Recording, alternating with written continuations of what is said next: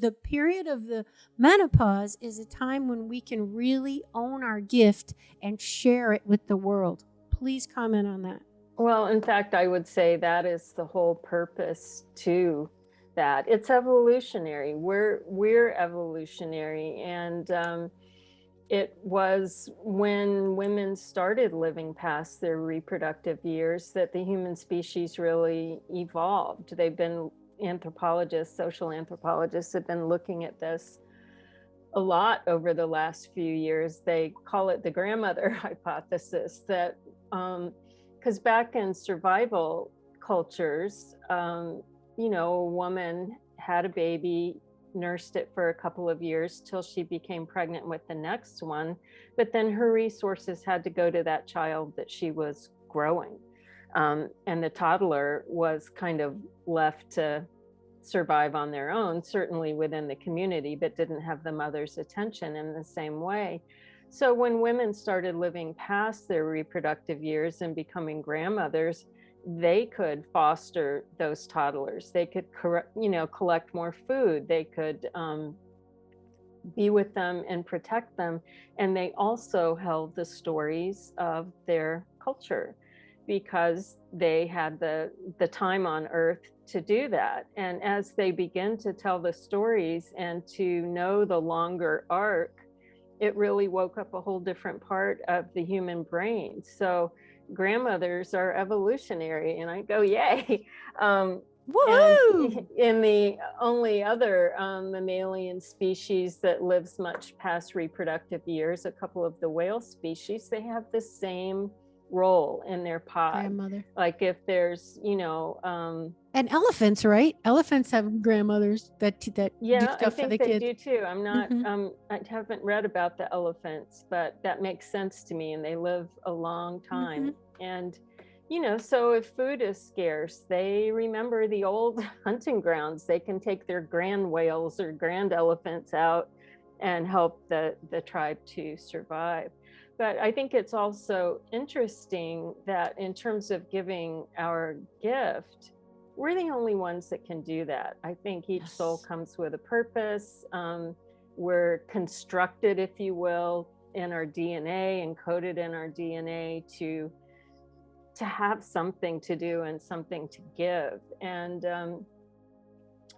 nature really supports us in this at menopause because, for instance, when we're in our reproductive years, the main estrogen that's running is estradiol. And that's what runs the menstrual cycle. It hits the parts of your brain that make you want to make babies, nurture everything in sight, scan men for their genetic potential when they walk into a room, even if you're happily partnered, coo at babies in the grocery store. And it allows you on some level to become the doormat for your family. You're the nurturer, you take care of everybody, everybody else comes first. It's almost like a hypnotic trance. And we wake up from that at menopause as levels of estradiol fall, and then levels of estriol, which is a different estrogen, rise, and they hit the creative centers of our brain. So that's when women start thinking about the gift that they have to give and, start wanting to start that business or dance that dance or paint that painting, write that book, whatever it is that you feel like giving, that you feel is what your passion is.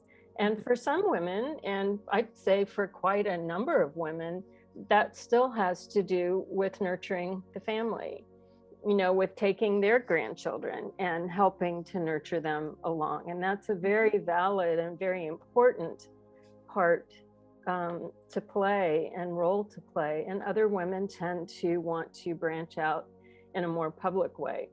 And if people say, well, I don't even remember anymore what I used to feel, what I feel passionate about, I don't know where to go with this, I say, well, kind of think back to when you were 10, because 10-year-olds are incredibly present, smart 10-year-old girls right before the hormones hit.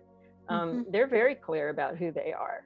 And so think about what moved you then and start there, but whatever it is, we do generally have more wherewithal, we have more hormonal support, and I hope that we will have more cultural support going Mhm. forward for doing this. And I think the more women who do, and the more we share our own stories with each other, it's just so critical. I mean, we educate each other as women, whether it's about the traumas of our pregnancies or the traumas of menopause. And I found it interesting always in my work that the stories women tend to tell are the ones where, it was horrible, or the baby almost died, or, that what an awful experience they had at different points in time. And I think that's because we experience so much trauma that we hold on to, even, it doesn't have to be huge, violent, or intentional, but just just being marginalized, not heard, not seen, and always being the ones that kind of people walk over on the way out the door. Mm. Mhm.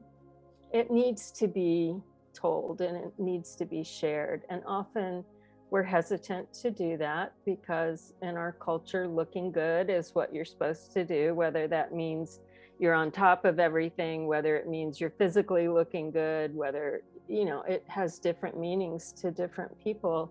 And so we tend to put forward this image that, hey, we've got it all together. Mhm. But I've really found that when women start talking to each other, number one, all of our secrets are the same secret. We're human beings on earth, we're women in this culture, we have often experienced mostly the same things. So things that we keep secret um, to protect our image, usually everybody else is doing the same thing. And it's incredibly healing to share this with other women and to see that, oh, here we all are.